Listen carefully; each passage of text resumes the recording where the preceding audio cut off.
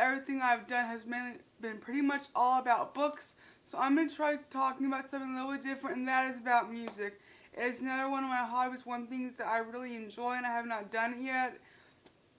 And so I thought I'd try this out and see how it goes. So let's get started.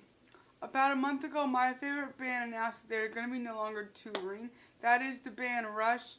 They're a Canadian rock power trio that started out in the 70s, and they had their last tour about 2.5 years ago, which I saw them in Dallas. I've seen them a total of 8 times in my life, which is a lot considering when I was born, because when they started making music, they were about my age. And it was really sad to see them put away their equipment and to stop what they're doing. But they had a huge, very well career. They toured together for over 40 years, and they had 19 studio albums, several live albums, and they just have been one of the longest bands of its original members to stay together. It is like my favorite band. They'll always be my favorite band of all time, and a lot of people do not know them. They're known as a kind of underground occult band because only really their fans know about them. They did not get a lot of radio play. They still today do not get a lot of radio play. And their songs are so long, so it's hard to get them on the radio and for people to hear them on the radio.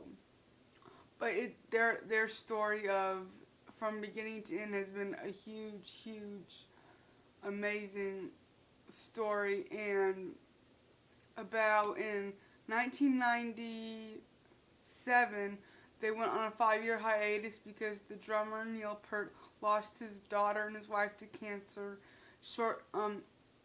within less than a year, and the band was on a hiatus for 5 years, and people thought they were going to never come back, and they did. They came back in 2001 with their Vapor Trails tour and Vapor Trails album. And then after that, they had the Feedback in their R30 tour, and then in 2007 they had Snakes and Arrows, and 2013 they had Clockwork Angels. They also had the Time Machine tour, and the Snakes and Arrows tour, which they ended up doing 2 back-to-back tours for the Snakes and Arrows tour, which is the first tour I saw them on. But their music has just been such a huge part of my growing up, of my teenage years, and still now today as an adult. Their music is just so amazing. It is so well written. And if you guys have never heard their music, I encourage you to check them out. Their music is not liked by everyone. It is different, and it's definitely a thinker's type of music who likes books. A lot of their older music, it really has to do about some different books and some different ideas. So if you like fantasy or sci-fi, you might really enjoy some of those. A lot of the earlier albums were based off a lot of that science fiction stuff. Together as a band since 1970s, and I understand why they're putting up the drums, they're putting up the guitars, they're putting away the band because they feel that they can no longer continue to do it with such greatness as they have for the past 40 years, and I can really expect that. I can see on the last tour, it was awesome. I could see how it was different, not that their music had deteriorated. They still sound just as good as it did on the album. But the shows did get shorter, and that's one thing I love with their concerts. Their concerts are really long, and concerts are normally this long, but they normally play between 2.5 to 3 hours. The last tour was about 2.5. Before that, they were like 3.5 hours. And, playing like 30 to 40 songs every night. And they used to do a lot of back-to-back concerts. My first concert was a back-to-back.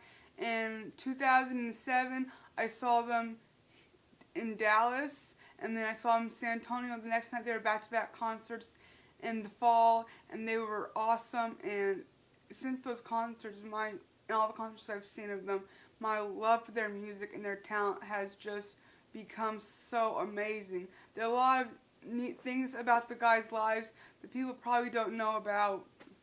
Neil Peart has written several books, which I've read them. He's an amazing writer, and to see how music and how the band has affected his life, the negatives and positives on all of their lives, and to see how it's changed his life and how he reflects on it, and the good and the bad, because every good thing can also have a side effect to it. And obviously they love touring and playing for their fans, but at the end of the night they're not home with their families. They miss their families and their loved ones. They miss their children's growing up, spending time with their family or resting. And it's really, and touring is really hard on people, on especially physically, and being away from your family, and it's very stressful planning a tour, and the months and months of practice and getting in shape for touring and being gone for months at a time.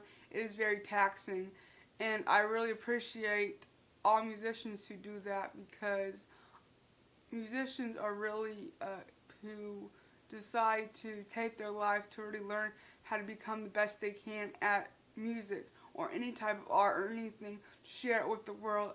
It is a great gift that they were, some people are born with it, and some people, have to work really hard for it. And they obviously have worked very hard. They weren't just, one day they didn't just wake up and know how to play the guitar really well or the drums or write music, but they worked at it really, really hard. And they did it for years and years and years. And it really shows in how well their career has gone and how well their things are developed. So I wanted to know, I was going to tell you guys the first song that made me a Rush fan. And I would love to know your first Rush song you heard and when it was and where it was. So the first song that made me a Rush fan was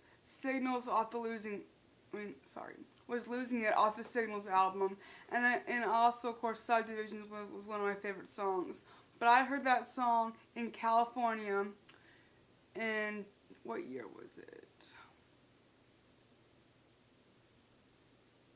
I was in 2006, I heard it. My dad bought it from Best Buy and listened to it into his old truck, and I was like, I love that song. And even at a young age, I was 11 years old, and I heard that song. And when my dad told me what it was about, that it was about a writer and a dancer, and I had wanted to be a writer, and so that kind of really drove the song into me. It was just so beautiful. And, I've read a lot of Ernest Hemingway's books now because of it, and I really enjoy his writing. He's an amazing writer. And it really just shows, it's just so beautifully written. It's like poetry. Sadder still to watch it die than never to have known it. And that lyric, that song has really stuck with me my whole entire life. When there's been something I wanted to get good at, like writing or even filming videos. And when I was 11, then it was basketball. Just working really hard to do it, And it is better that, for everyone, and especially for Rush in this instant, that they knew that they did this. And if they never tried, they never would have known it. And it was better for them, whenever they really do leave this earth, not just as a band, but for the rest of eternity, that they knew they could do it. They were able to write music and have sold out shows for years and years and years, and have lots of fans who appreciate and love what they do, and to know that that they impacted people's lives in a positive way. And it's really difficult, especially in art and in writing and in making types of art, whether it's movies or whatnot, if people are going to like it, if people are going to accept what they do. And it was because they're fans, they'll continue doing this. If people did not like their music, they would not have been able to afford to tour because it's expensive. And to make albums and to have live albums and DVDs. And it's just so phenomenal. But I really like music, and I really like a lot. I listen to mostly older music, so I want to start making videos about music and other types of rock music I listen to.